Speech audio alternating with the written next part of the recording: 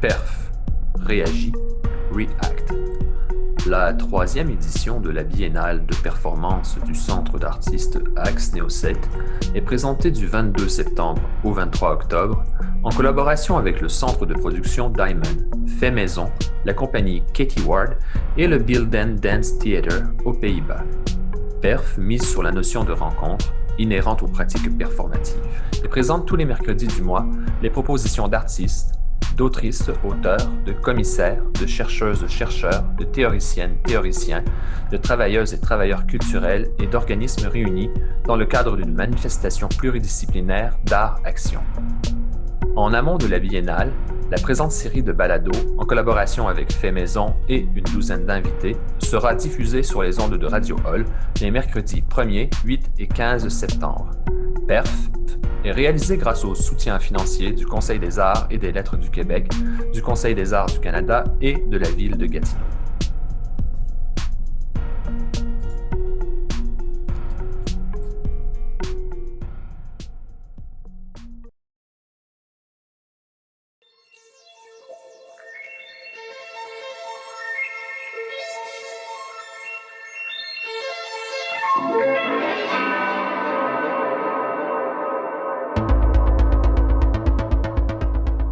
Bonjour et bienvenue.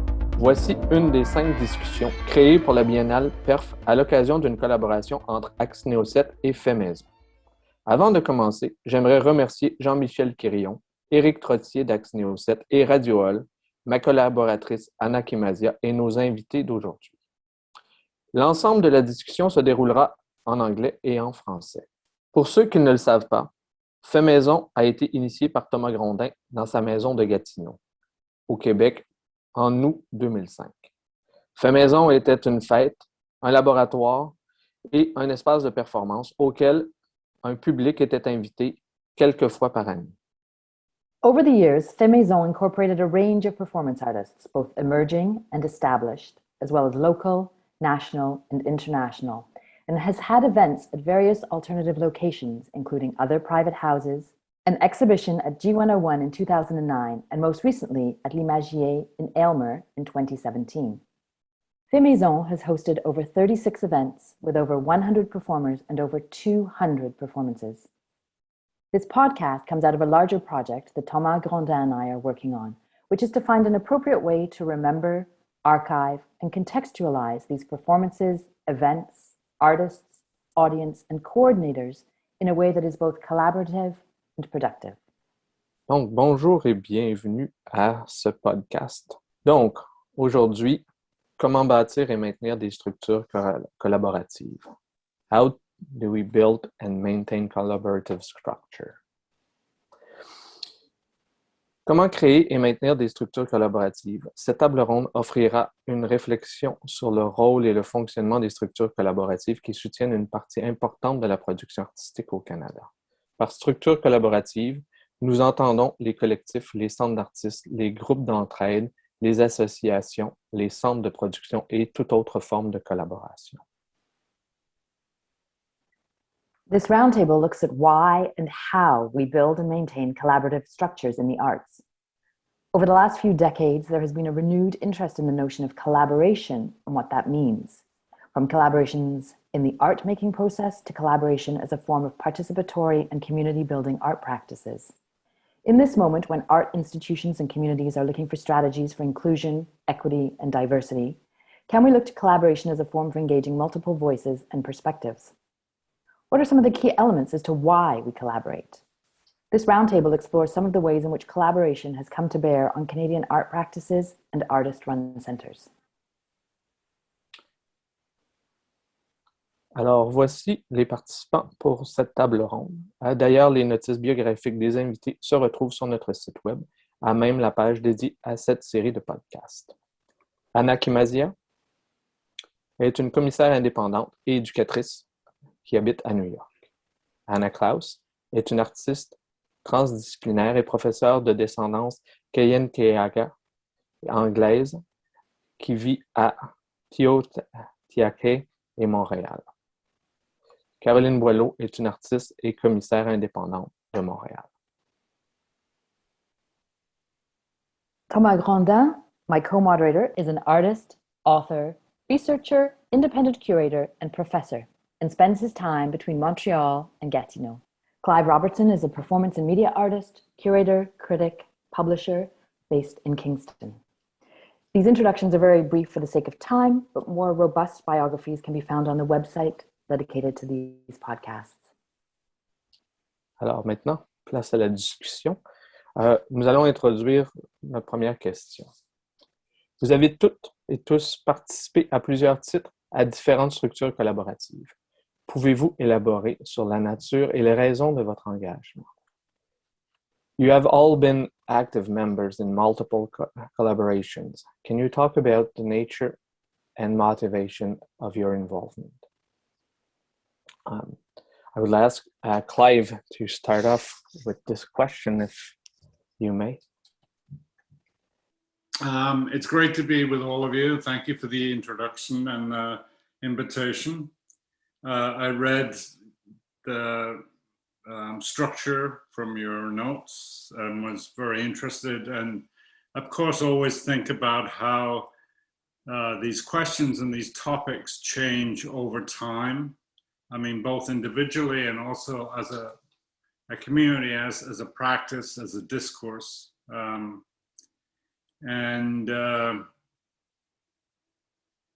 The question of why and how we build and maintain collaborative structures in the arts depends upon your historical perspective. And I think people's perspectives, it's very strange. I mean, I'm now retired as an artist and as a professor. So, and I have been for 5 years.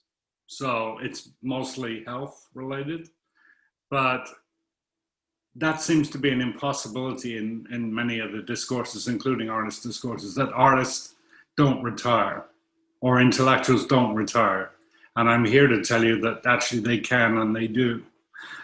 But more than that, how we build and maintain collaborative structures in the arts, I think is, as I said, it's how dependent on how you see history.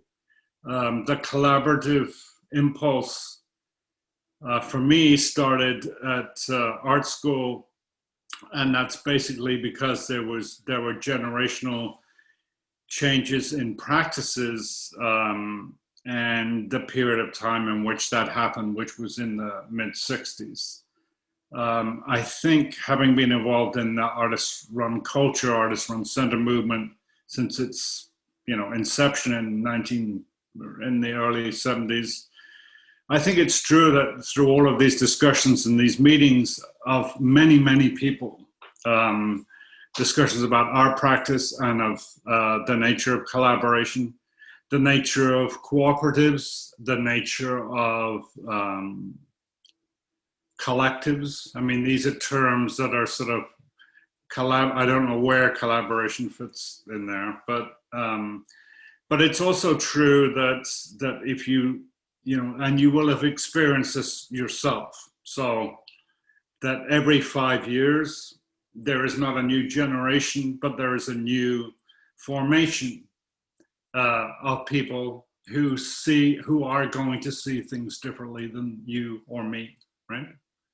So when we talk about standard time, I thought about that then, that where none of us are living in, there's many different forms of standard time. If our own is the standard, then we're living at different times in relationship to other people with whom we're collaborating with. So I won't attempt to say too much more. The motivations of the involvement, the nature of the involvement, I sent you a slide this morning, all of you, because it's sort of interesting that it was a record of the collaborations I had done from 1965 to 1983. 1983 is a long time ago. I did a lot of collaborations after that. So I was involved there so for me, the collaborations are also tied in the way that they were in a period in our own history with nation building, through the funding agencies. And nation building then meant through geography, through gender, through sexuality, through race. And those histories are now getting supplanted or left behind. But if you ask me why I was involved in collaboration as the first question, then it was because what you refer to here as the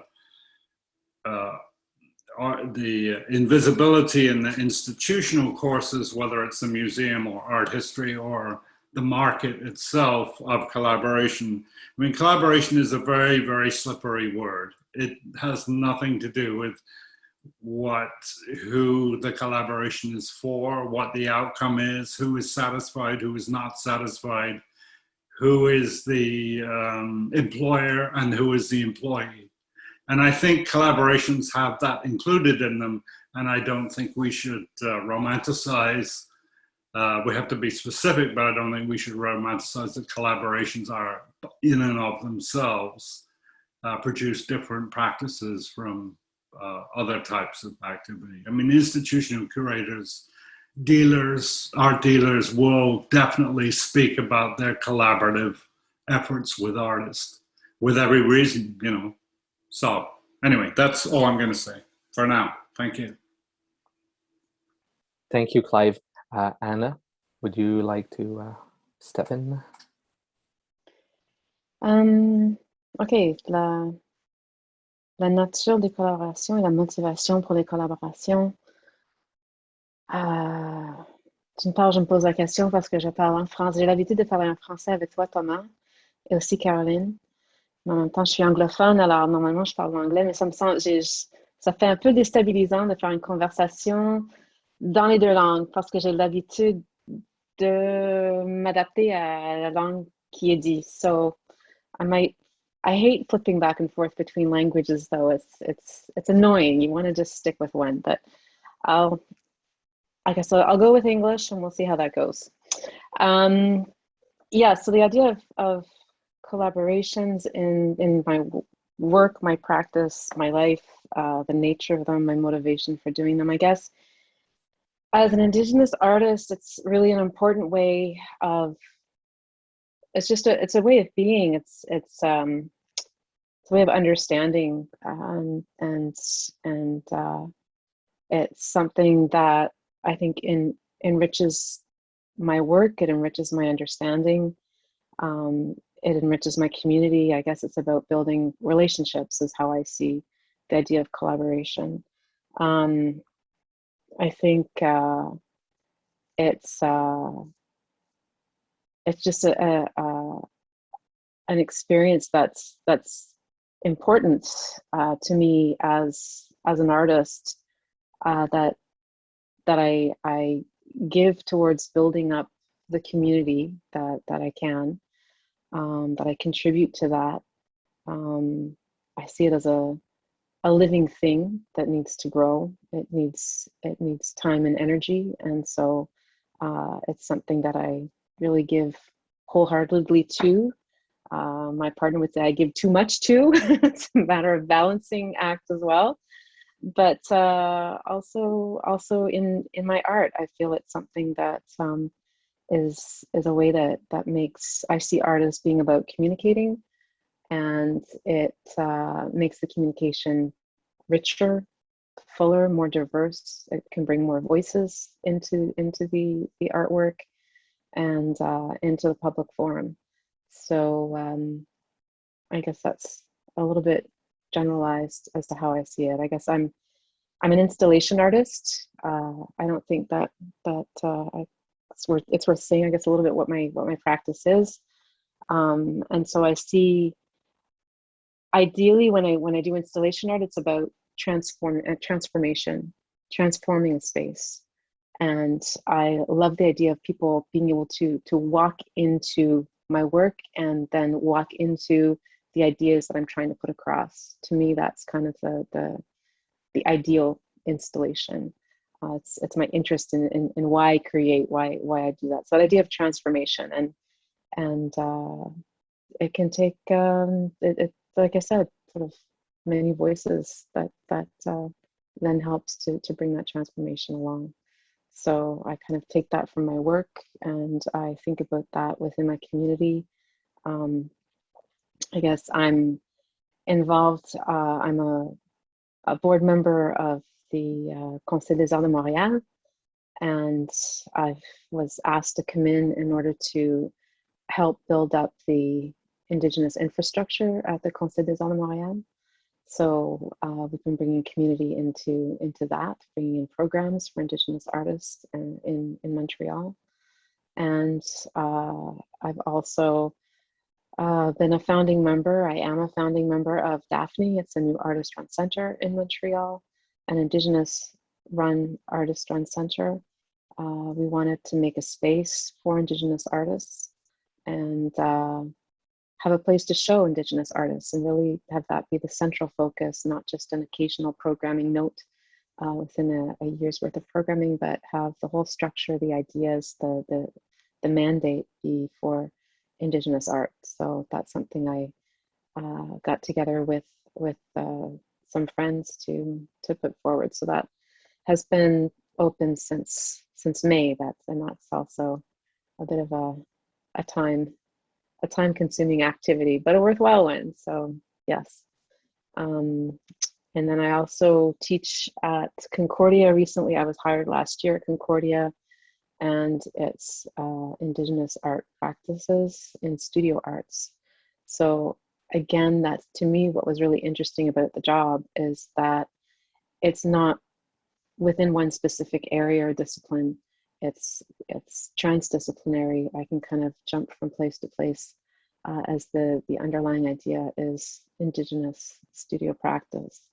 And I think to me that's important. It's the idea of getting out of categories and separations and trying to think of things as a whole, maybe is a good way to describe it. And I sort of apply that to my practice, my professional life, the community and personal life, is to try and get everything happening everywhere all together as a whole, in order to have an easier way of understanding it all. Merci, Anna. Ça me fait plaisir de t'entendre parler en anglais parce qu'à chaque fois qu'on parle, nous, c'est en français. Donc, j'entends l'autre côté de ta pensée, si on veut, parce que le langage finit toujours par permettre d'autres possibilités. Donc, c'est intéressant de voir cet autre côté-là, du moins pour moi. Merci. Caroline, on te cède la parole pour... Merci. Bonjour tout le monde. Pourquoi et d'où est-ce que je collabore? Je vais faire du pouce sur ce que Anna vient de dire, d'établir des relations, l'importance d'établir des relations d'une part, puis de travailler peut-être entre les catégories, donc de faire des ponts, des liens entre des disciplines. En tout cas, pour ma part, ça c'est important. J'ai une pratique qui est multidisciplinaire, qui va du dessin à la sculpture, à l'installation, à la vidéo, à la performance. Puis, ce qui m'intéresse, c'est toujours les relations entre ces disciplines d'une part. Comment je peux rassembler plusieurs objets, plusieurs éléments à l'intérieur d'un même projet. Donc, il y a de la sculpture, une part d'installation, des rencontres avec les gens, de la performance. Puis, je crois que ma façon de concevoir la pratique m'a vraiment amenée à accorder une importance vraiment capitale au dialogue. Donc, ça peut être un dialogue entre moi et des œuvres, mais ça peut être, c'est souvent des dialogues avec des gens que je rencontre pour les projets, avec des gens avec qui je vais construire des projets de toutes pièces. Puis la collaboration, ce que je trouve intéressant, c'est qu'il n'y a jamais un type de collaboration. C'est toujours très, très changeant, très mouvant. Chaque projet nécessite un certain type de collaboration, puis des fois, ça m'est impossible. C'est impossible pour moi de le savoir avant d'avoir commencé. C'est comme si ça se construit avec un lieu, avec des gens qui sont là avec moi, avec des possibilités, des impossibilités, des contraintes. Et ça, c'est un aspect ou des collaborations. Là, j'aime bien l'utiliser au pluriel. C'est vraiment des aspects qui m'intéressent beaucoup. Claire a parlé aussi du rapport au temps. Le temps dans les collaborations, c'est quelque chose qui m'intéresse, qui me fatigue, puis des fois que je dois dire qui m'agace. Collaborer, ça veut dire s'accompagner. Puis pour bien s'accompagner, il faut prendre du temps, beaucoup de temps.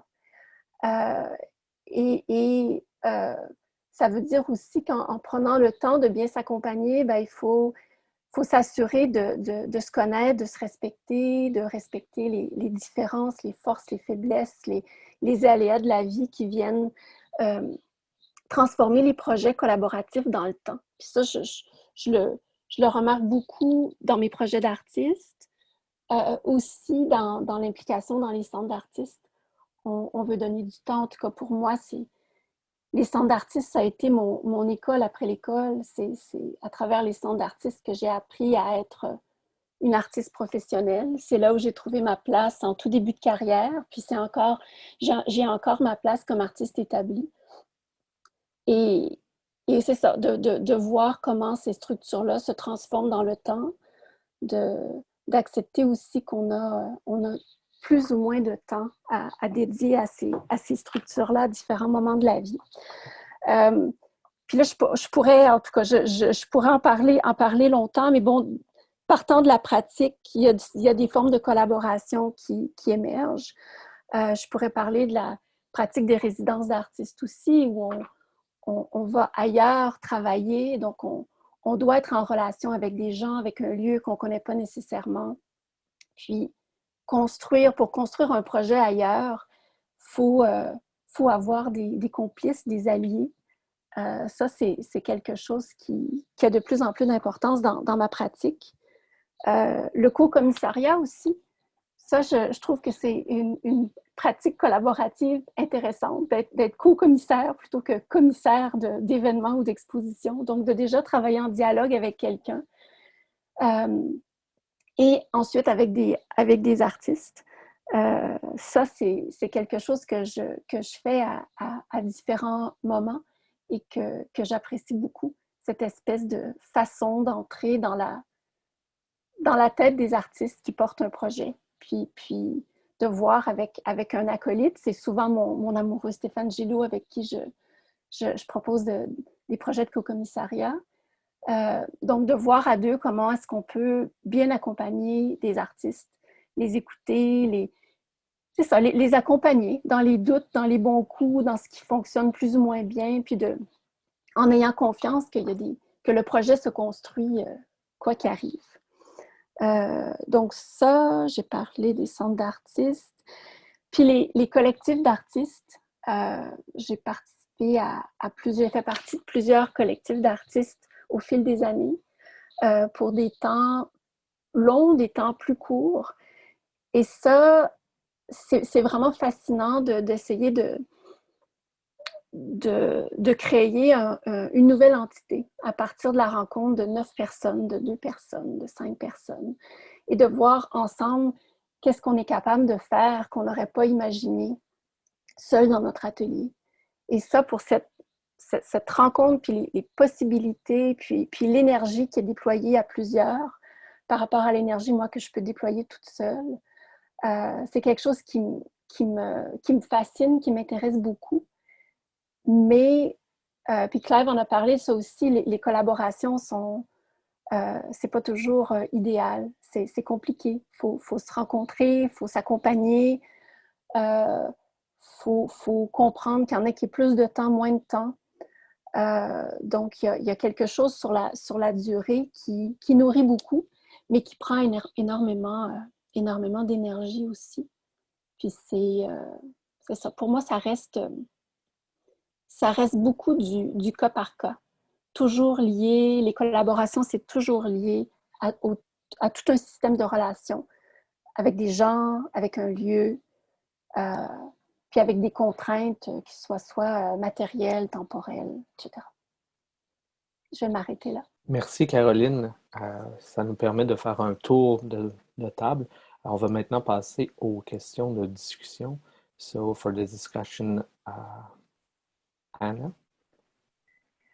I just wanted to say that I think it's really interesting that all of you touched on the idea of relationships, and that there aren't it made me think that there aren't really edges to collaboration. Like, it's all a collaboration. And I know that Thomas talks about this in terms of an artwork doesn't just come from one artist. It's all about a community that makes the artwork, the other people that are involved, the galleries that are involved, the artist-run centers. So I think that that's very interesting because it sets it up as a network already. The idea of collaboration, that it's not just a 1-to-1 ratio or a 2-to-1, that it is really a network. And I think as you also touched on, Caroline, was this idea of artist-run centers and the space that they have created for collaboration. And Clive, obviously, this is your area, that really they have enabled many artists to find that space for collaboration. And I wondered if you could perhaps talk a little more about specific collaborations that you worked on and kind of maybe break them down a little bit in terms of why you chose to collaborate for that project, or how you came to it, or what roles were developed.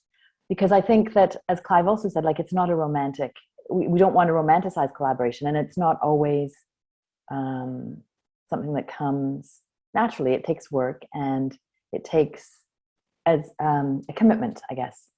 So I wondered if you could perhaps talk a little bit more about a specific project and why you chose to collaborate on that specific project and kind of the outcome. Maybe we'll start backwards. Caroline, would you like to start? Okay, that's a difficult question. To choose one collaboration.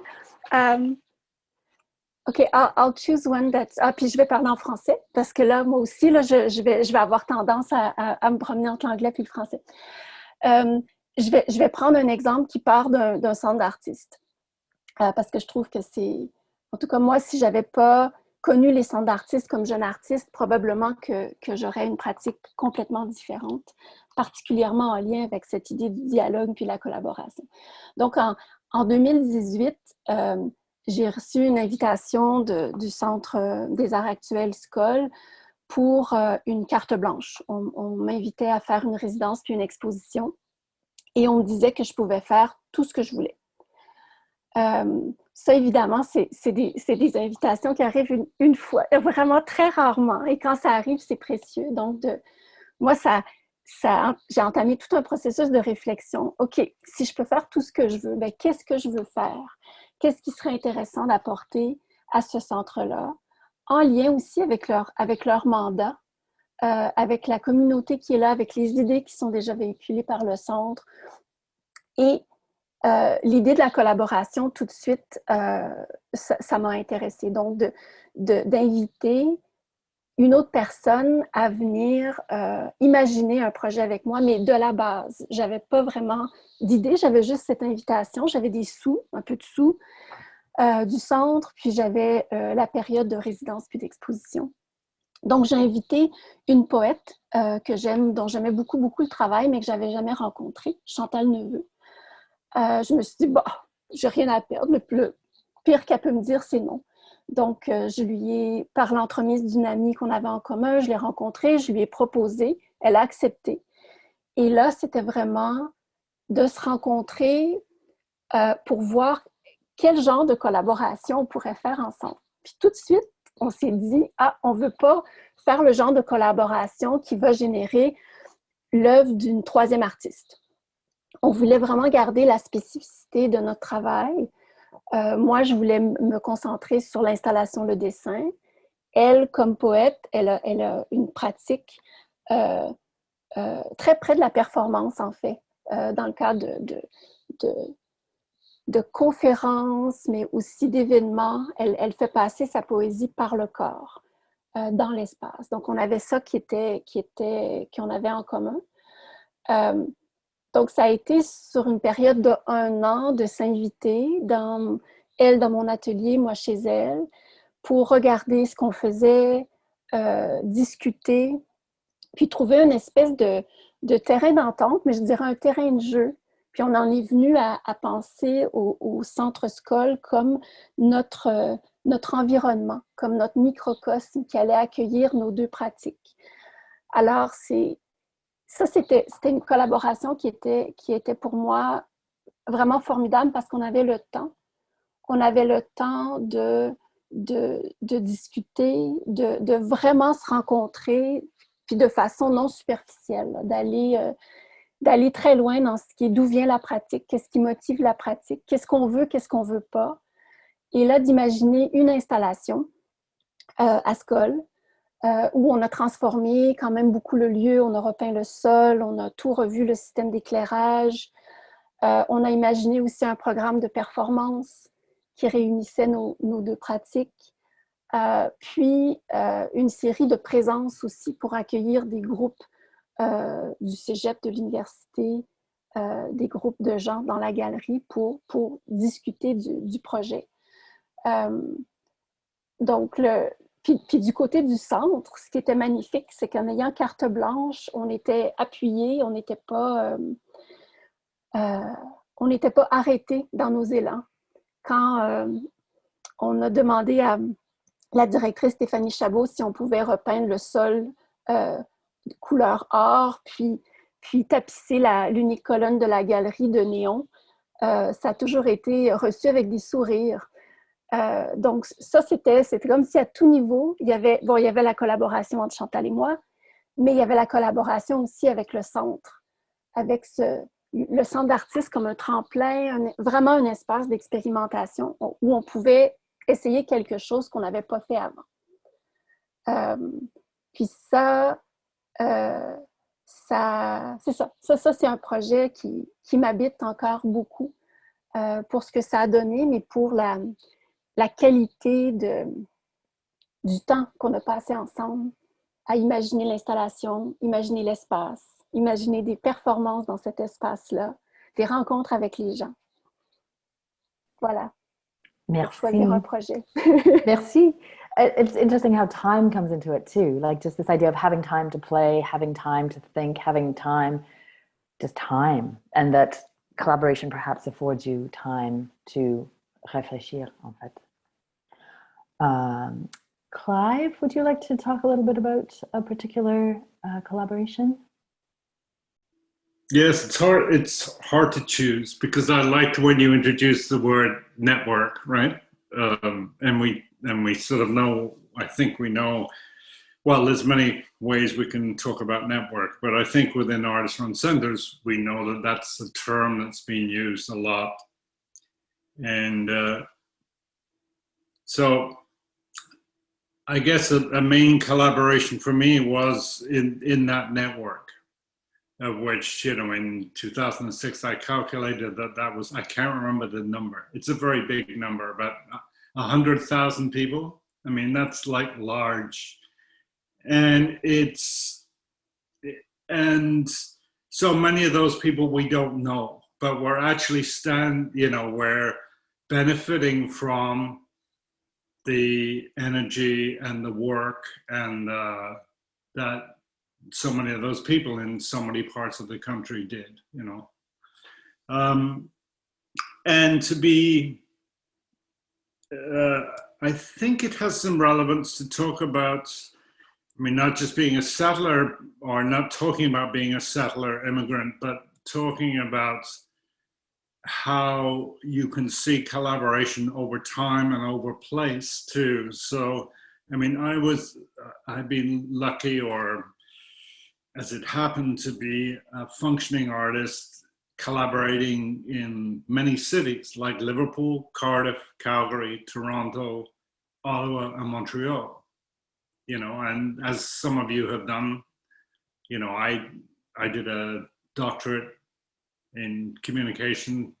I don't mean you all did in communication, but Concordia is like in a number of your histories, right? So,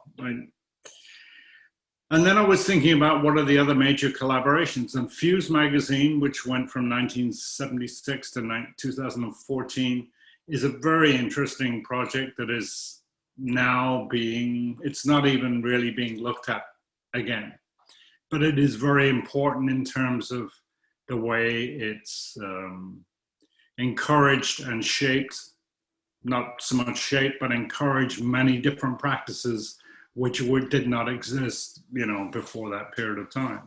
So I personally worked, for Fuse. I co-founded Fuse in the beginning, but it was passed on from one collective or one cooperative of editors to another. So unlike most publications, it defined itself as an artist publication, but it kept each group of people, as I said, I don't want to be over specific about 5 years, but every 5 years, groups of people change that as a project. So one of the ideas about collaboration is not just your role in it, but where you fit into a continuity of collaboration. How does that, and it's got nothing to do with what are the terms that are used organizationally, legacy, whatever it's called when you pass one organization on to another group of people. But it has to do with the strength of the project and how the project can change, and that's true of artist run centers too. A very important collaboration I did was with Alain Martin Richard in Quebec City on a book called Performance in Canada that attempted to include everyone's performance work from 1970 to 1991. And so basically, if you had made 3 performances, you could be in the book. You self-identified, you self-edited your contribution. And of course, after the publication was finished, there were people that we hadn't been able to communicate with to be in the book. There were a few, So it was, at the one hand, it was utopian and idealistic, but the idea of having the artist decide and define who was part of history is a very unusual collaborative project to take place. I don't know if it's been done since in that way. Because there's always, because of the function of the way that we're made to work. I mean, we can talk about collaboration, but, we're often employed as individuals, as artists, as professors. We're not only often, we always are. So the notion between individual and collective and individual and community is, and community means talking for other people. The whole representational politics of community is a very difficult thing. Whether you're First Nations or not, well, it's a very difficult thing to not comprehend or analyze, but it's not an easy thing to do, right? You can't just, anyway. So in the last project, not the last project, but the project that I think of a lot is for 12 years, I taught a performance art class in Queen's University with people who were visual artists, who were painters and printmakers, and some of whom weren't art students at all. And the objective was to try to pass on the methods of happenings and fluxus and performance and other genres of performance. And they had to, they had to produce their own performance and do it publicly. And by performance, I meant it could have been an installation, it could have been, whatever the performance genres. And I think the interesting thing to me is how what the form of collaboration was there. Like, we could say that it was a sort of curatorial programming idea of collaboration, but the control and the authorship and the ideas and the execution were all not made by were made by the people who did the work themselves under their own name. And the work was, needless to say, the work was amazing and surprising and very different. And it wasn't, so those are very different collaborations in terms of, aside from, the earliest collectives I worked in, that were So my background, as you know, or some of you know, is in performance and media arts, performance and video and publishing. So those forms themselves required to exist to a certain degree, required very specific forms of collaboration. I mean, even now, I think performance artists are mostly the ones that are responsible for their practice, you know, as critics, as writers, as curators, as, you know, and so on. So that's what I had to say. I'm sorry it's like not as specific and focused as maybe you want, but I just wanted to give a taste of different, you know, and particularly the idea of living in different places, collaborating, because you move from one place to another, and you don't have that. I don't want to say it's security, but you don't have that familiarity. You know, I mean, Anglophones moving to Quebec is an obvious cliched example of you know, that anyway, it's an example of how those different, or Francophones living in Ontario or Manitoba or whatever, you know, these things are not, people just don't land. In fact, I'll leave you with this. I think one of the things that was repetitive, and I can remember it very much in Ottawa, was, you know, once you were active as an artist or whatever, people would go, "Oh, it's so good that you're moving here. You know, this will be so good for us, and we'll, you know, we can do lots of things." And then 6 months later, depending upon your job or your role, it was like, maybe not, you know. So I think that, and I'm not saying that as a personal thing, but I mean, I think the challenges of moving are important in terms of bringing a different layer to collaboration. Thank you. And I also think that moving too, you sort of require that network, because right, you're new and you need to, you know, figure out the this and the that. Even if you're not an artist, just moving is sort of, you require collaborations, if you will, right, with your outside networks. Thank you. It's funny because I was talking to Jean-Yves Vigneault about this table and saying that you were coming, and Jean-Yves said, "Oh, I'll tell you a story about Clive Robertson. When I met him in the early 70s, he came to Ottawa." And he started to tell me this story about you coming to Ottawa. So it's funny that you mentioned this. And I can see a lot of instances of artists coming to different community and how it invigorates the community for a little while and makes things change and sparks new projects and new energy into a community. Yeah, thanks.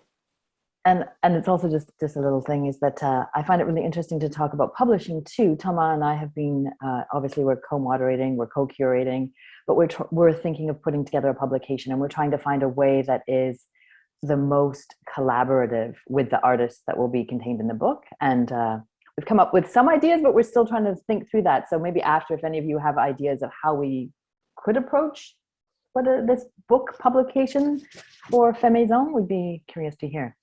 Anyway, so Hannah, it'd be great to hear from you. Okay, what do you want to hear? So it just, you know, to maybe talk, give some specifics about a particular collaboration. I think it's nice for people to hear how things come together, or what way you sought to collaborate with someone else. If you want to talk about that, or you know, if you don't want to answer that, you can talk about maybe what makes for a strong collaboration, or yeah. Okay, well, I think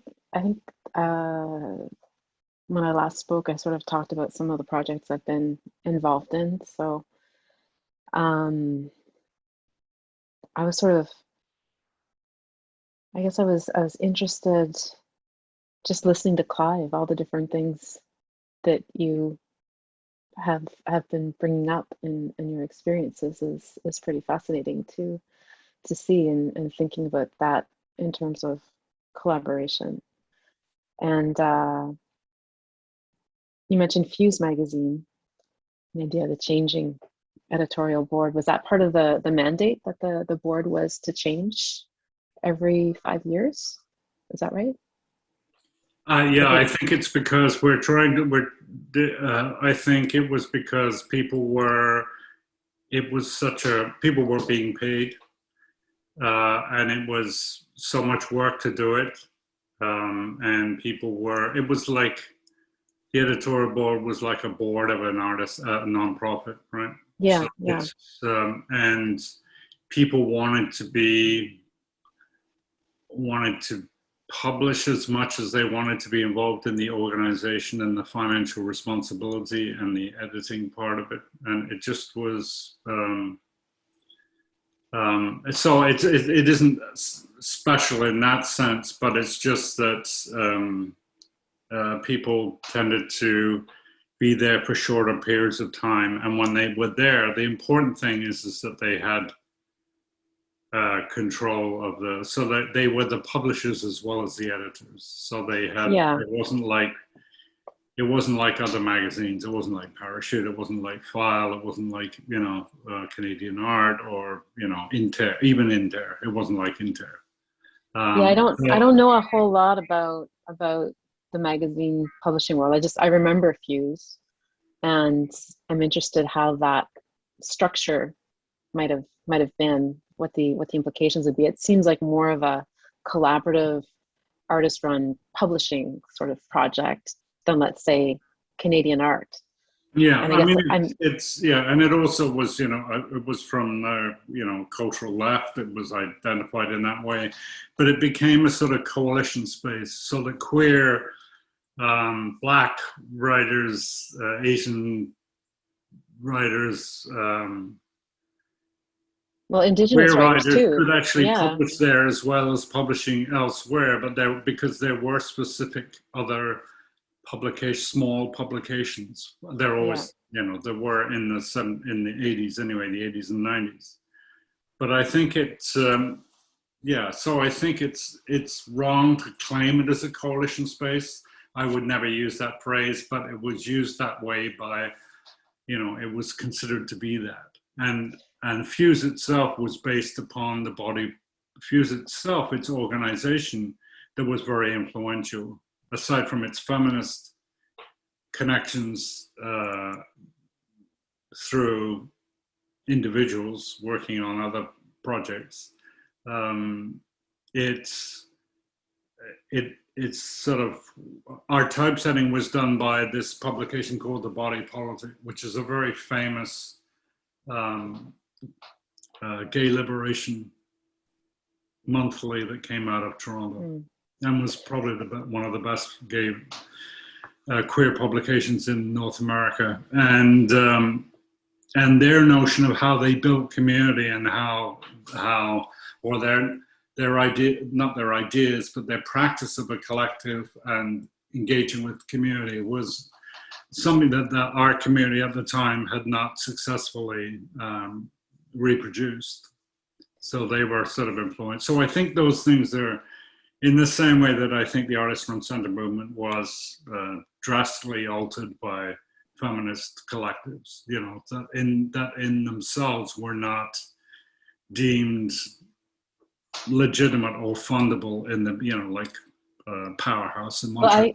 So I think I really remember it when I was living in Toronto at the time, and I really remember it for Richard Hill's writing an influence for an Indigenous perspective column, solid critique, which, like you say, in our communities, we really have to support each other. It's not there. Like often, I remember, a time when, and even maybe it's still here, where people would say, well, I can't write about Indigenous art. I'm not Indigenous. I don't know enough about it. And so they wouldn't. So you just don't get written about. Right. And you then have to have to build the infrastructure to have solid critical writing, So I mean, those things are important in that sense, and it also requires, I guess, collaboration to get that to happen. But I was interested in that idea of the board sort of finite date, where it's sort of 5 years or something. It wasn't a and it's date. It was, sorry, what was it? It wasn't a finite date. It's just that it changed, you know. It did change, just naturally. I was using the 5-year thing because as you get older, you can see, you know, and also being a teacher, you can see that people that have the similar interests or similar ambitions, nonetheless, they see the world differently. You know, they respond differently to. Definitely. Yeah, I guess that's why I was thinking about it's sort of the question of legacy versus renewal, Right. You know, Yeah. because and these are things that I guess we're thinking about with Daphne, just to bring it back around to one of the projects I'm involved in, is that question of bylaws and structure, membership, Right. and having to exist within that framework.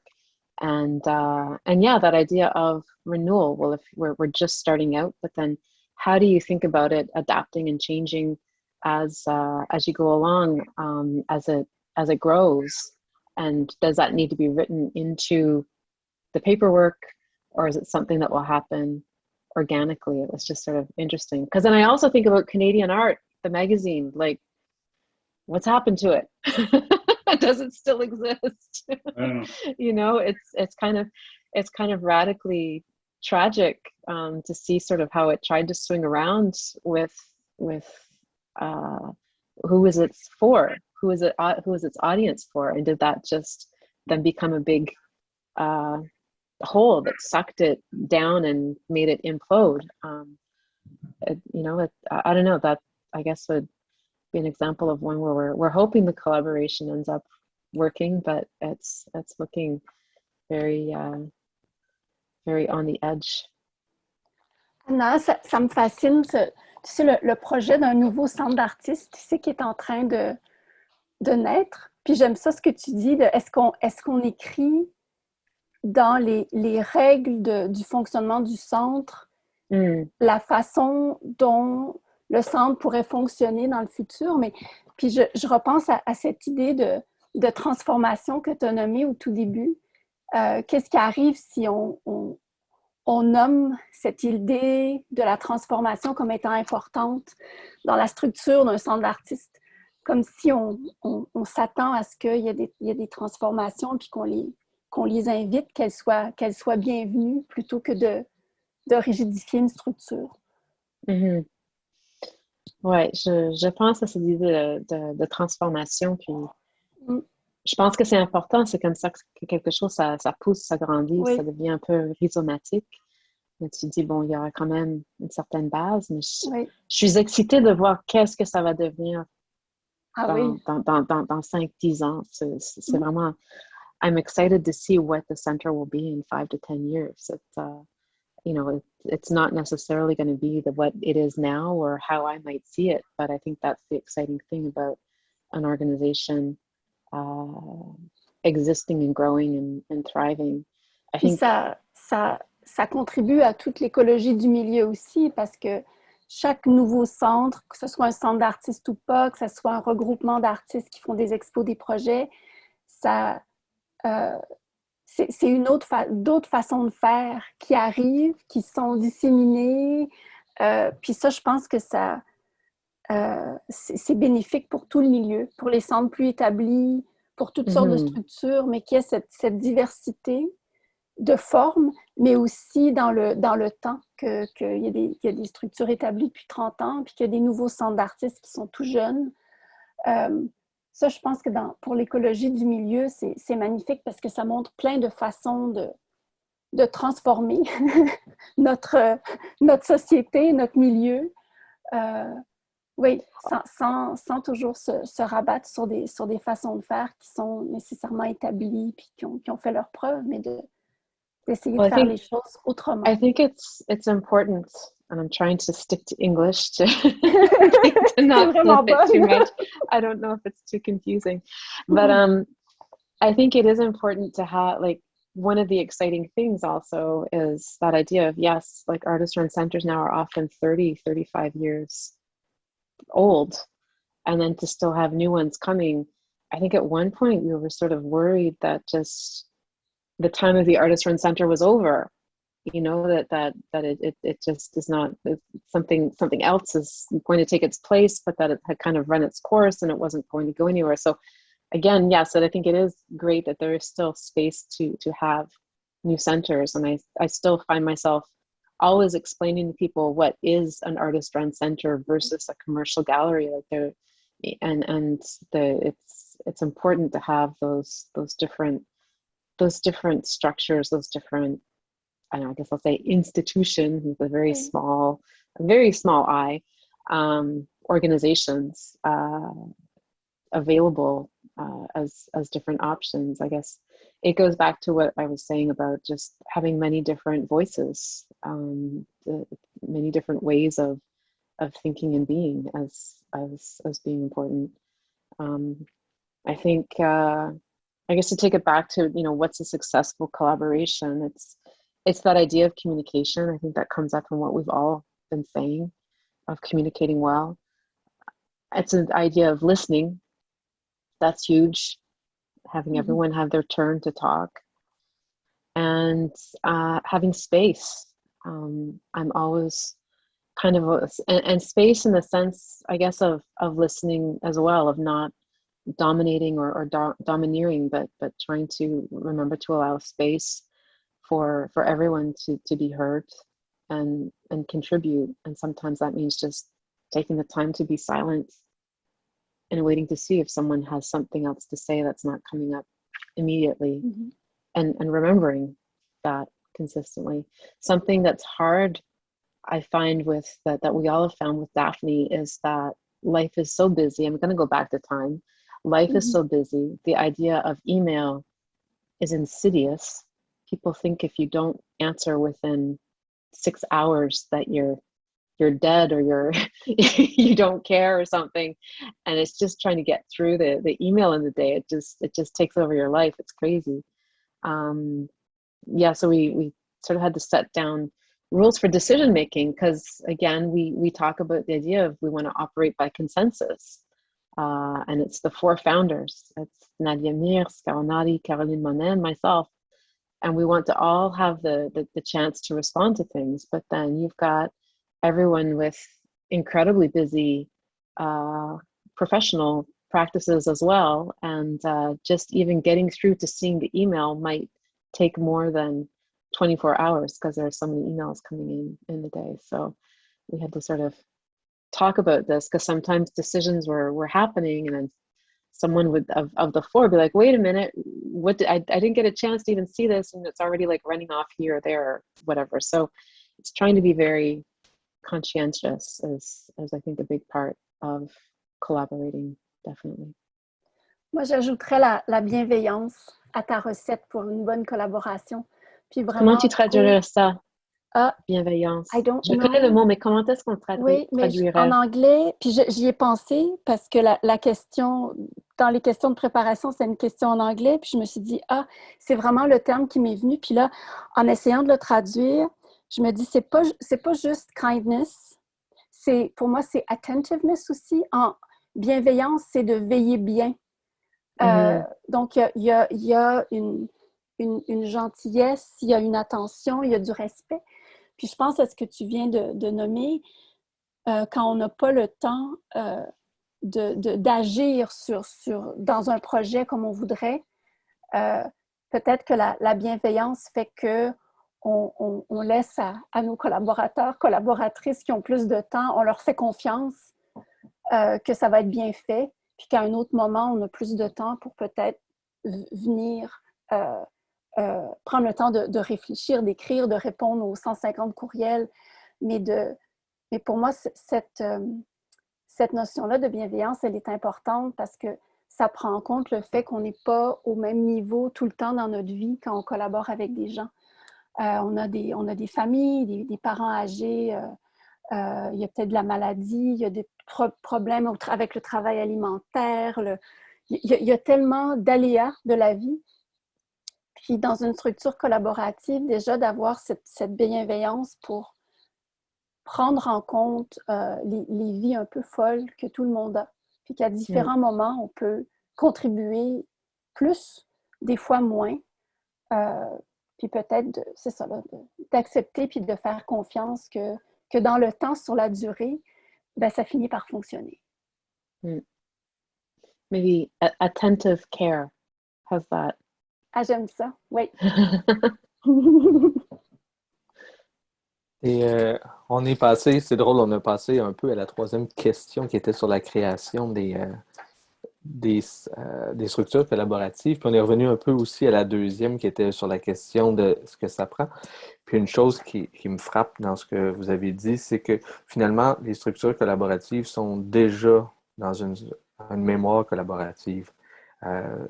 Ça a été la même expérience quand quand j'ai fondé Fait Maison. C'était toute une réflexion sur quel genre de collaboration je voulais avoir, mais qui venait de mon expérience dans les centres d'artistes, de ce qui m'insatisfaisait, de vouloir être plus direct, de vouloir donner du temps, toutes les questions que vous mettez là. Et ça ramène cette question-là que peut-être créer une structure collaborative, c'est aussi en connaître d'autres, évoluer par rapport à ça. Puis c'est intéressant ce que Caroline amenait, puis que vous discutiez sur qu'est-ce que ça prend pour bien réussir, puis là, amener toutes les autres questions sur on va le nommer comme ça, la conciliation travail-famille, toutes ces questions-là. Et ça a été une des raisons importantes pour moi de collaborer, c'est de trouver des gens avec qui je peux compenser justement les manques, les temps que j'ai pas parce que j'ai des enfants, toutes ces questions-là, et essayer de créer des structures qui résistent à la pression du temps, du monde dans lequel on vit, où il faut répondre maintenant, puis on a l'impression que c'est la fin du monde si on ne répond pas au courriel, où tout va s'effondrer si la décision n'est pas prise instantanément. Puis une mauvaise décision, c'est mieux qu'une décision qui n'est pas prise maintenant. Toutes ces questions-là sont là. Puis là, vous êtes en train de parler dans le fond, d'une éthique des structures collaboratives, peut-être pour inventer un monde différent ou une structure qui permet autre chose. Donc, je reviendrai un petit peu à la question. Comment on crée ces structures-là? Qu'est-ce qui est important? Vous commencez à le faire, mais peut-être être plus précis. So, what makes a structure? How do you create it? From what?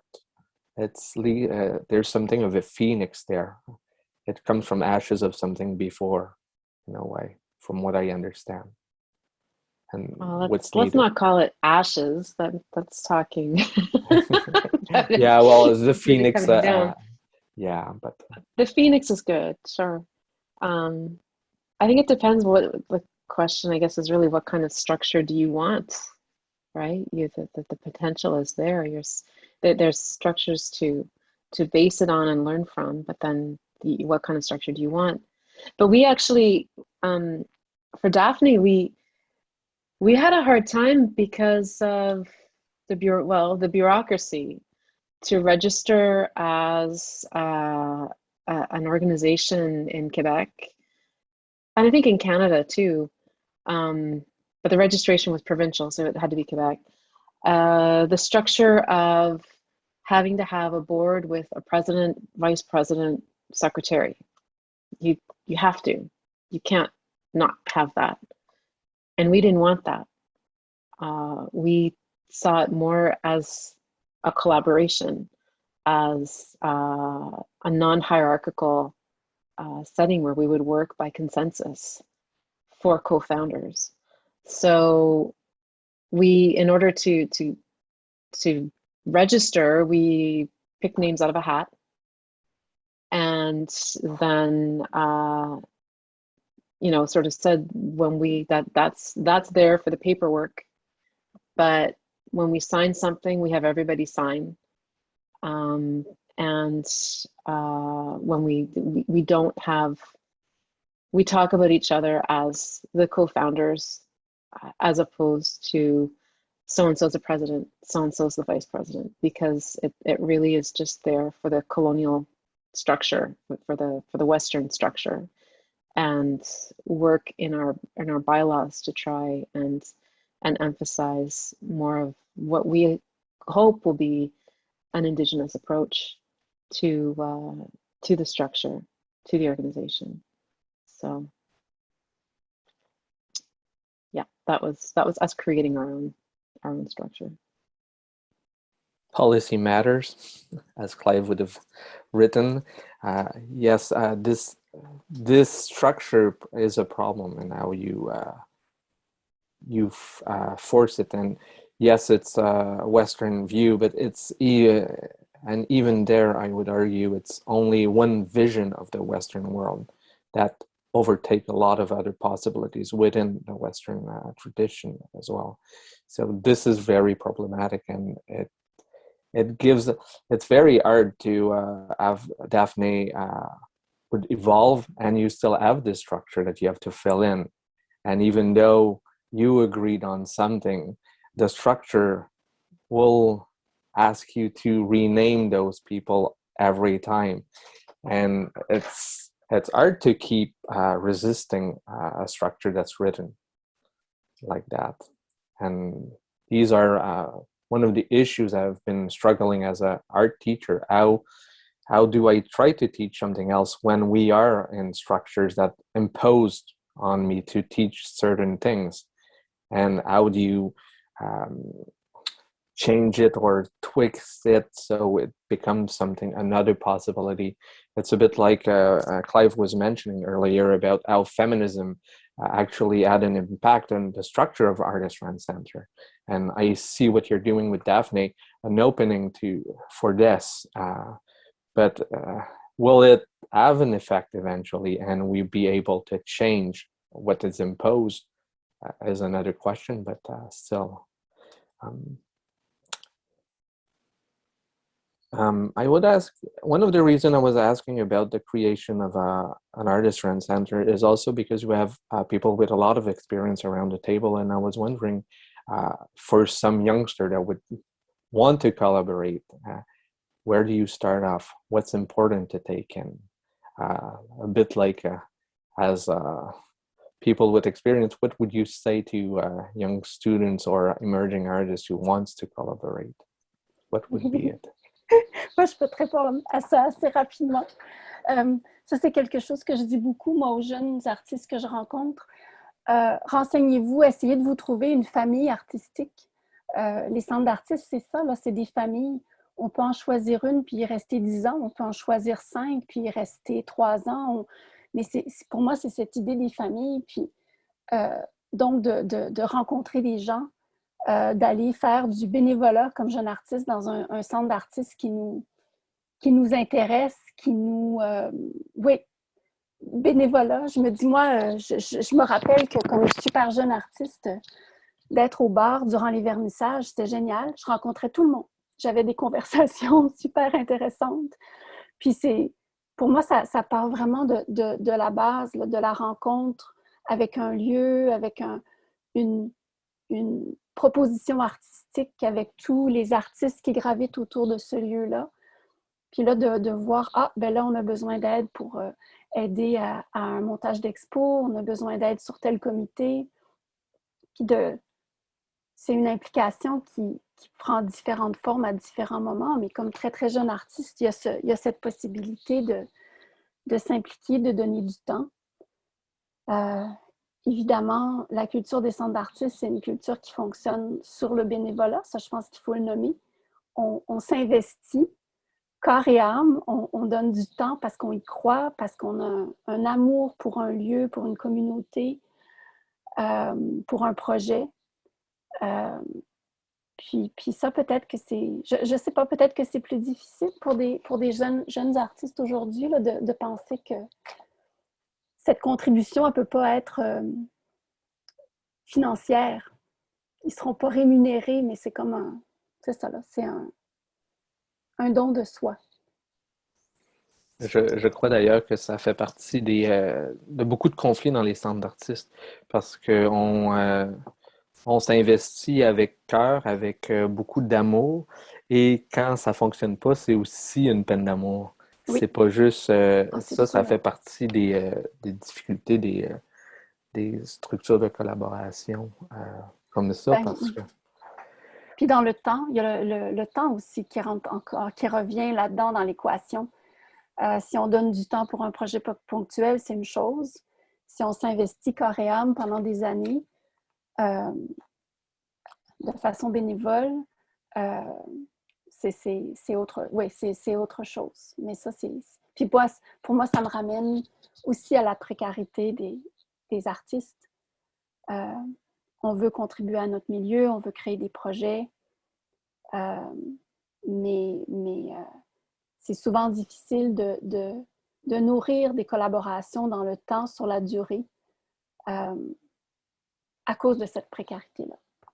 I've been thinking a lot too about this idea that Clive talked about, where it's every 5 years. Well, we're using 5 years, but I just wondered if you see a change in the way that artist-run centers operate, and also if you see a change in the idea of collaboration, of like, over the years, has the notion of collaboration changed, or have we, this hasn't changed? Maybe that's a question for you, Clive. Yeah, I was very interested to hear about Daphne and the ways of trying to deal with the nonprofit status, and the ways in the 70s in which there were different types of organizations with these same structures, some of which were self-duplicating, and some of which at the time we called democratic. And what democratic meant was that there was a board of directors and an election every year or whatever. And you could actually fire it was I don't want to call it aggressive, but I mean, you could, that notion of democracy allowed for people to fire the board and the director. And that happened a lot, in sort of, it's overstated, but the infamous, whatever it's called in Toronto, this constant change. But I think to answer the question about how can new groups get formed? I think one of the constant things that Carol and maybe all of you have experienced is it's one thing to form a new space or a new collective or a new collaborative, but it's another thing to get money for that same thing. And it's proven difficult over time to what are the other recognition factors that happen, in terms of spaces getting or organized getting recognized that would help them to get funding. And RCAAQ or the Association of, the SCANA, the early First Nations organization, or AMPAC, or these other organizations. Being a member of these organizations at some point supposedly helps people to be able to get funding. I think underneath all of this is a sort of interesting thing that we're not talking about professionally again, which is that it's very strange when you think about it, that we've all, in different degrees, I don't want to make a pun on degrees, but we've all in different ways have got some sort of accreditation as individuals to be professional or to be, but the strange thing about that is that when we go through that training period and these jobs come up, it could be a position at MAC in Montreal, or it could be any one of these positions. It could be an artist-run center, it could be a museum. And I've had, I've been fortunate to be a supervisor for recent graduates who have been at that stage of their career where they are looking for work and they are qualified to run an artist-run center, be a chief curator at a museum, run a university gallery, and so on. And they have had to make the decision, and I know it sounds crazy, but they have had to make the decision, a few of them sometimes, between those choices. actual choices. But the thing about collaboration but artist-run centers in particular is what I meant to say about this sort of professionalization is that we all can be hired, and then we have autonomy, more or less. You know, we are given autonomy to be the, whatever it is, animators of projects, right? And I'm saying this because I think the desire to start collaborations and collectives now is not that much different than it was originally, but the conditions under which people are living and are able to see the experience of those people or people earlier doing something similar. So I know in Toronto and Montreal, I know Toronto pretty well. We weren't getting paid to do certain things, but we had our own sort of, had our own work as artists, but successive generations had to work more jobs than we did to look after their families or to, you know, to make enough income, right? In these very expensive. So I think it's very different in terms of why would anybody, what I'm getting to, I hope I'm getting back to the topic, is why would people see the need now, as I read I just quickly read the origin story for Daphne, which I thought was really great.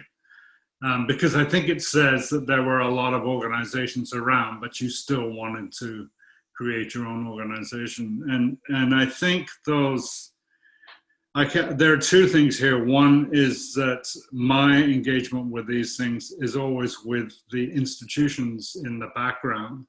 So whenever anybody was critiquing artist-run centers, or they're no longer run by artists, they don't do what they used to do, I would say that's a perfectly good critique. But at the same time, let's look and see what else is happening that has more power and that is more has more control over your life or whatever. So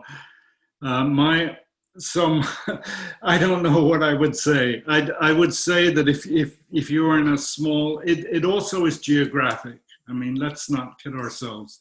It is much harder to open one of these spaces and to get funding in a non, metropolitan location. And I don't think it's getting any easier to do that. I mean, I know the histories of some of the funding patterns, for example, for spaces right across the country, and I can see where it doesn't really change. I mean, in terms of, so and these are decisions supposedly made by, these are peer jury decisions made by people like, I want to say people like ourselves, but your own peers, right? So I want other people too to start new magazines and all these things, right? And I think that's one of the things that artists learn through artist run or artist led or whatever the jurisdiction was that had this term. Was that if you go down that road, there's no, you can have an artist run space, you can have an artist run living space, you can have an artist retirement home, you can have, an artist cemetery, you can, there is no end to doing that. And of course it's not possible. So the question is, at what point and what types of negotiation do you, I mean, one interesting question that is not here, but we could answer later maybe, is how are collaborations affected by different types of organizations? Are there different circumstances in which collaborations can proceed or not proceed, in different circumstances? And it won't necessarily always be that artist-run centers or artist spaces are the best places to do collaborations. I mean, I can remember big changes. The Banff Center became a place where it was a good place to do a collaboration. You know, in its early history, it was terrible to do a collaboration. And I'm sure you have many examples. So I'm sorry I didn't answer the question, but you know, it's like, these are big topics. Yeah, maybe we'll start to move to the fourth question.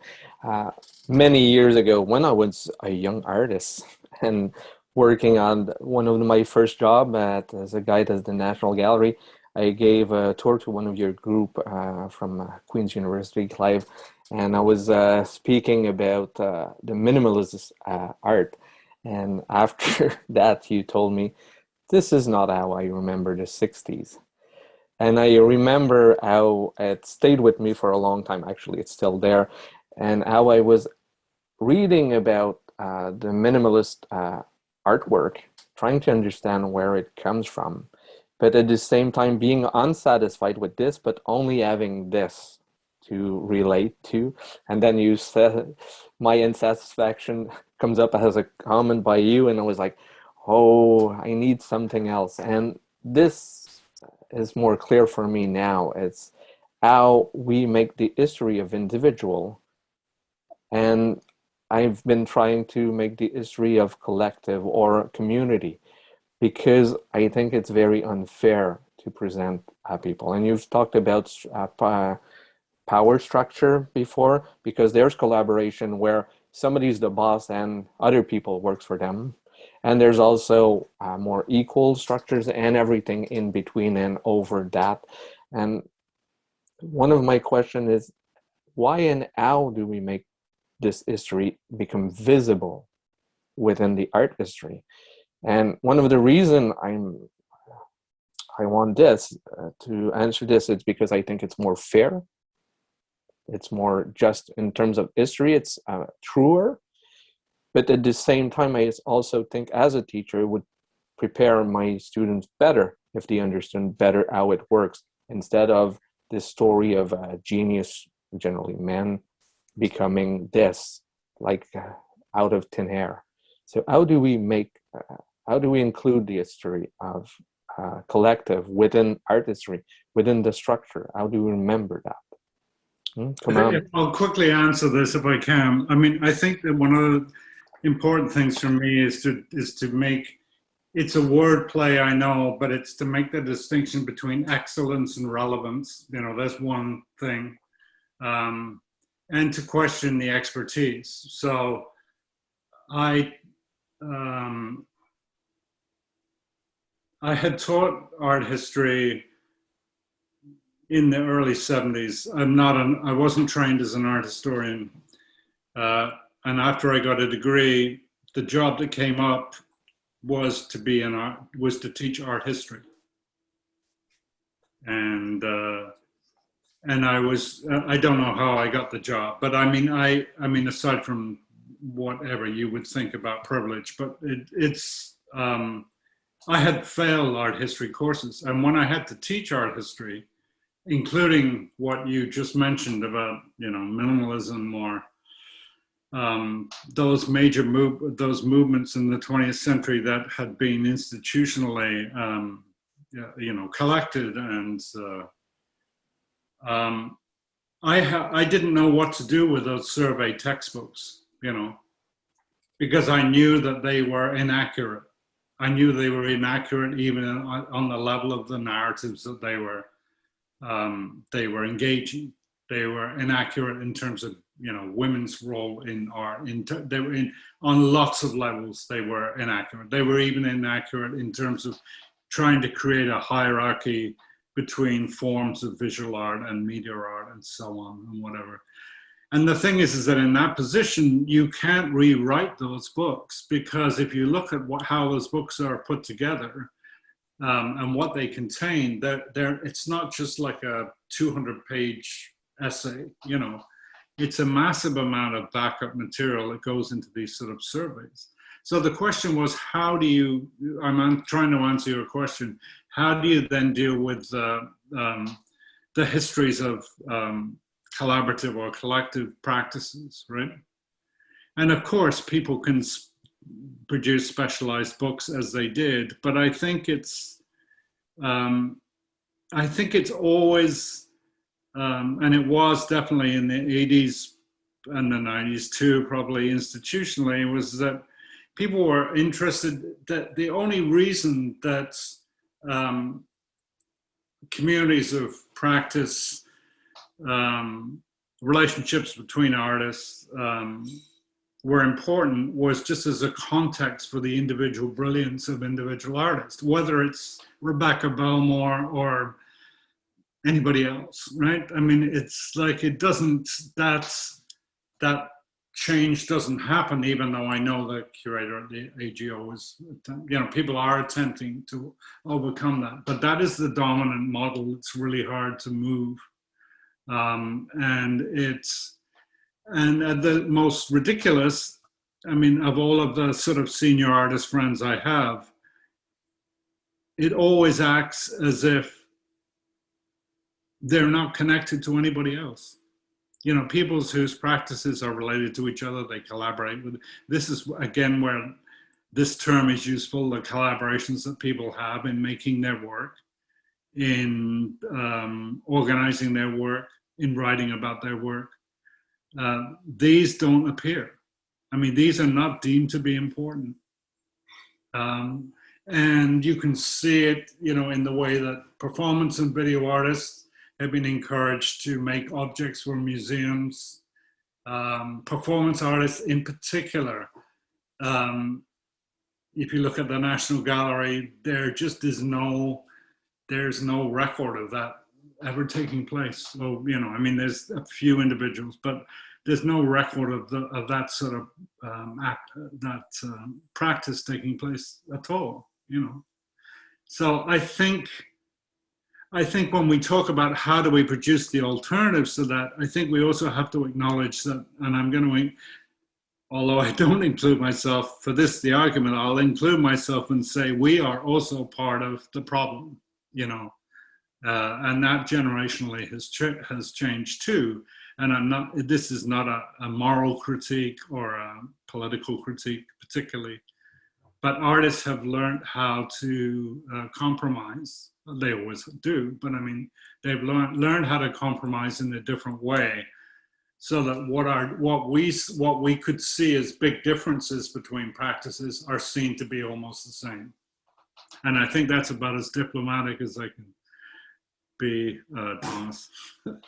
I think it's important to get more people into the institutions to then be able to, I agree with what you're saying, Clive. I think that you know, there's not enough change. The structures are still there. And, but at the same time, I think it is happening in small ways, and it's happening because new people are coming in, Black, Indigenous, people of color, queer, two-spirit, people are coming into positions where they can start to envisage something. Is that a word in English? Envisage? Yeah, okay. something different. John Hampton at the head of a gallery, I think, is incredibly exciting. Michelle Jakes. There's different people that are starting to come into play. Wanda is there at the AGO. It can be small things like putting the labels into Anishinaabe throughout the gallery. I think that's incredibly exciting to see the language as a regular facet, not as a special one-time thing, you know. And maybe it'll happen at the galleries here in Montreal. You know, that would be interesting. It's bringing elders in to consult on these things, be a part of boards, and then maybe they'll end up changing the boards. I don't know. I guess I'm doing it because I still have this sort of idealization of what's possible, that these things are possible. So it's small. I think it takes an incredibly long time, too long a time.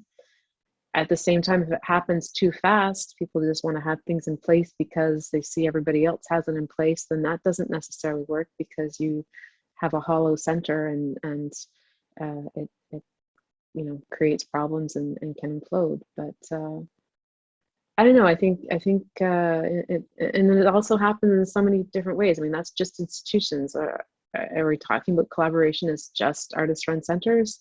I mean, you go into the education. It's hiring more people to change the canon, to bring those other voices. Do we have to keep having survey texts? Other ways of teaching, other ways of learning. Again, it's idealistic, you know. But the fact if you can have an elder on your thesis committee who does not have a PhD or a master's but is accepted as an expert, that's pretty big in terms of institutions. And where can we go from there? Jason Lewis is an artist and computation designer who talks about if we can just get the you know, indigenous skill to create a new kind of archive. What would that archive be? Like revisioned completely through an indigenous perspective. And it's getting it from the ground up to build these things. So I don't know, there's still exciting ideas being talked about and things being put into play to try and push and move things forward. I think we're definitely still not there yet, but keep sort of working towards it on our good days. On our not so good days, we're tired. Well, I think you bring up an interesting point about mining the archive too, because I think that has traditionally been a way for us to recuperate, particularly communities. You know, it came out a lot with Griselda Pollock and the idea that, you know, recuperating women in art history or recuperating now, it's, you know, it seems to be a lot of 1960s male artists whose wives were also involved in the production and now bringing those names into it. So I think that mining the archive is also a strategy. Caroline, tu voulais ajouter quelque chose sur ça? Ça me semble bien complet. Moi, oui, je pense qu'on a une responsabilité comme artiste quand on est invité à donner une conférence, une présentation, à s'inclure dans ou à rendre manifeste le réseau dans lequel on est inclus. C'est quoi notre famille artistique? Quels sont les gens avec qui on est en lien? Puis les problèmes que je rencontre souvent, c'est la difficulté de parler de ces projets-là, des projets qui ont plein de ramifications. Il y a un projet artistique, il y a des collaborations qui touchent à d'autres personnes, qui ont aussi des pratiques solo. Donc, quand on commence à vraiment prendre le temps d'expliquer comment tout ce réseau-là fonctionne puis se nourrit, je pense que de moins en moins, mais pendant longtemps, moi, j'ai été confrontée à des espèces d'exaspération. C'est compliqué, c'est pas assez clair. Je pense que ça se transforme tranquillement.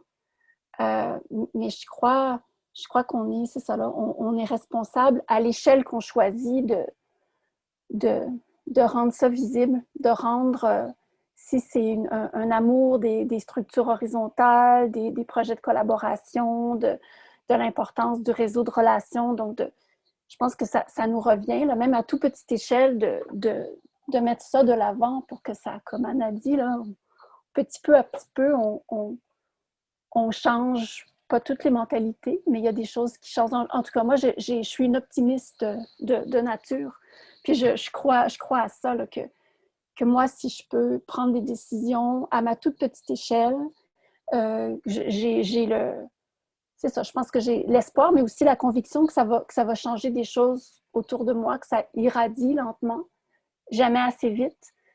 Mais en même temps, je suis d'accord, on ne veut pas tout changer trop vite. On veut que comme Anna l'a dit, là, que les bases soient fortes, puis c'est ça, qu'on veut un changement durable. Donc, pour avoir un changement durable, moi, je pense que j'ai assez de patience pour prendre ça au goutte à goutte pour l'instant, là, pour ces changements-là. Mais ça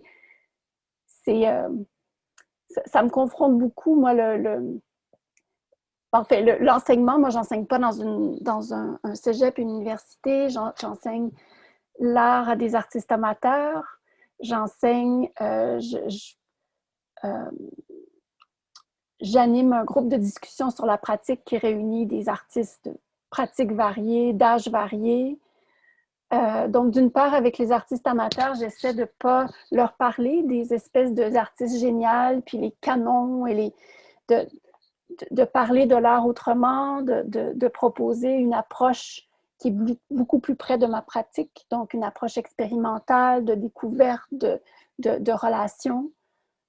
Puis avec le groupe de discussion sur la pratique, avec des artistes qui ont déjà une pratique, je me retrouve avec des gens qui ont des pratiques un peu, pas toujours marginales, mais des fois, il y a eu un trou dans une pratique. Il y a eu un 5 ans, un 10 ans, où il y a eu des enfants, il y a eu une maladie, il y a un retour, il y a une nouvelle pratique qui est en train d'émerger. On fait quoi avec ça? Puis, surtout pour ce groupe de discussion, pour moi, ce qui est important, c'est l'idée d'être plus fort ensemble. Donc, on se regroupe à 8 autour d'une table.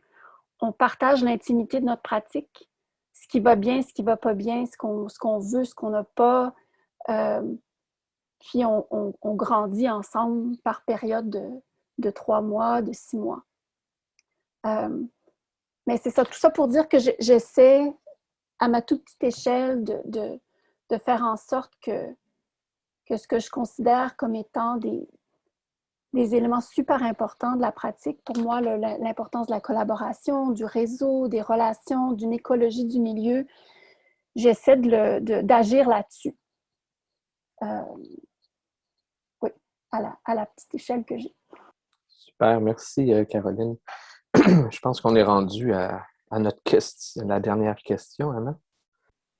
I was just curious, in all these ways that we've talked about collaboration through institutions with other artists, I was just, after having gone through this period of COVID, I wondered if that had changed the way that you collaborate, or if digital space has changed the way that you collaborate. It's a quick question really, but it's just kind of, I feel like COVID has changed a lot of things for a lot of people. So I was just kind of curious if that affected the way that you think about collaboration or the way that you do collaboration. Moi, je peux répondre à ça rapidement. J'ai beaucoup réfléchi à ça, Anna, au cours des derniers mois. Puis, pour moi, la technologie, particulièrement en temps de COVID, ça allait trop vite. Donc, c'est comme si j'avais l'impression d'une grosse balloune qui était soufflée trop rapidement puis qui éclatait. Surtout pour les collaborations, c'est comme si je n'étais pas capable de dépasser une étape vraiment superficielle de productivité. Donc, j'ai eu l'impression, durant toute la COVID, d'avoir été très, très productive, mais avec vraiment un arrière-goût, de ne pas avoir... J'ai pas l'impression d'être allée au bout du travail de collaboration. Parce qu'il y avait l'impossibilité de se rencontrer, puis quand on se rencontre en personne, on arrive dans un lieu... on commence à discuter un peu comment va la vie, on a un peu de small talk comme ça, puis après on se met au travail. Puis avec la technologie, puis les Zooms, puis c'est comme si tout de suite l'ordinateur s'allume, on est on, ça s'éteint, on est off, mais il n'y a plus de transition, il n'y a plus ces liens qui pour moi sont super importants pour être en relation avec d'autres. Donc, moi, je te dirais, pour moi, la technologie, c'est un outil souvent utile, souvent imparfait. C'est ni bon ni mauvais, mais parce que c'est un outil technologique, c'est un outil qui va vite. Puis moi, la question que je me reposais toujours, mais moi, de quel temps j'ai envie? Pour différents projets, pour certaines choses, le Zoom, c'était parfait. Puis pour d'autres, c'était vraiment difficile. Ouais.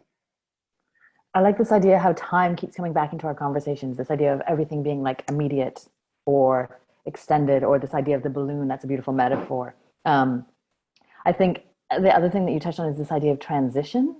And I think that's so important in life. Like even, you think you go from one place to another, and it's that walking from that one place to the other where you sort of like let go of this and begin to be part of that. So I think that's a very interesting notion, is transition is lost, right? You're on, you're off, you're on, you're off. And so those moments between are gone. That's beautiful. Thank you. It's funny because la relation que Anna et moi on a eue pour monter ce projet-là, ça a été justement d'avoir ces conversations-là inutiles. Et certaines semaines, on n'a fait aucun travail, on s'est juste parlé. Puis on avait le sentiment que c'était important parce que sinon on n'allait pas réussir. Puis c'est un peu ce que tu confirmes, Caroline, dans cette idée-là, qu'il y avait cette transition-là. Et j'ai eu d'autres collaborations qui se sont éteintes justement parce qu'elles étaient trop pragmatiques durant cette même période-là. Donc oui. c'est vraiment intéressant. Merci. Hannah ou Clive, est-ce que vous avez quelque chose à ajouter? I think, I think in terms of your question, it's, social media has allowed for a lot of change. We're doing it right now, but social media has allowed for a lot of changes prior to and through the pandemic. And it's also interesting the way that it also allows for a questioning of, the archive and the living archive and so on. So I think, we know what the critique of this, of these technologies are and their ability to, or the way that they are used to generate these huge, endless profits. But at the same time, artists have also, our engagement with video, our engagement with community and college radio, our engagement with sound and and music in terms of as technologies in themselves are all. This is very different now, but it's not. It isn't, and it's broader and it's more. We can say it's more inclusive because we know how small some of these other technological networks were. But it is, and again, being personal, I think that, I'm already in this sort of period or this moment of isolation before the COVID came along. So it is seriously different, I know. But I mean, in many of the ways that you are thinking and working, it isn't so different for me. Thank you. Hannah, do you have anything to add? I think, has it changed the way I collaborate? I think, honestly, the technology, can have its limitations in terms of access, solid connections, but at the same time, it really has opened up possibility in terms of connecting with people across this land, this space and time. And I have done, collaborative art projects with my friend Peter Morin, organized conferences a conference in Whitehorse, Yukon, and Daphne. We regularly meet, obviously through the technology, through Zoom. Often, even if we can meet in person, we're not all in the same space, and so it's an easier way to connect. So it's contributed to being able to continue to collaborate and allow different projects to happen that wouldn't have happened otherwise if you were dependent on being face to face. I think it is something that maybe brings up what I talked about earlier, that idea of space and listening. There is a kind of, it's easier, I find, than a telephone. I prefer it to the telephone because you can see people, you can see when you think they're going to talk, so you can maybe try to not cut each other off as one of those basics. We also, one of the activities that we do at Daphne is called Daphne Beads. It's a weekly beading get together, and everyone just brings their own projects. We try to have the discussions be based on art topics, so non-artists are allowed to join. Non-beaters are allowed to join, though it's not really a teaching thing, but we just, everybody works on their stuff and hangs out for sort of 2 hours. And it's been necessarily online because we started it when we couldn't meet physically. We've had one version where, and we never sort of initially didn't envision it that way. We thought of it as a coming together around a table and sharing, but instead it's with a computer screen. And at the same time, I think it's great because we have people regularly coming in from Regina. We have had people from Halifax. We've had people from BC. So you've got to deal with that time difference. But at the same time, we've realized like now that we can start to come together in person, we're still going to continue the online aspects and have it be a hybrid kind of situation for people coming together. And I mean, that has been a good thing that's come out of the technology. Basically, we wouldn't necessarily have thought of that, I think, had we not been forced into that situation initially. So yeah. Oh, thank you. I think it has expanded networks in some way, you know, because we continue to talk about globalization, but it really has enabled us, the technology has enabled us to connect with people around the world, or in the rest of Canada, or, you know, me being in New York and the rest of you being in Canada. Like, I mean, it's really opened that up in terms of dialogues and spaces. So I think we'll close out. Thank you all so much for your interesting discussions. It's such a privilege to have you all together in this Zoom room. And thank you for your thoughtful responses and for spending the time with Thomas and I. It's been really great to chat with you. Thomas? Oui, c'est vraiment un plaisir de vous avoir, d'avoir eu cette réflexion-là qui, je pense, va continuer à nourrir notre propre réflexion, puis le projet autour de Fait Maison, mais aussi des enjeux que soulève Fait Maison. Donc, merci beaucoup et au plaisir de vous réécouter. Merci pour l'invitation. Merci à vous. Tout le monde. Merci. Beaucoup. À bientôt. Oui, à bientôt. Bye. Grand plaisir, puis vraiment, vraiment merci.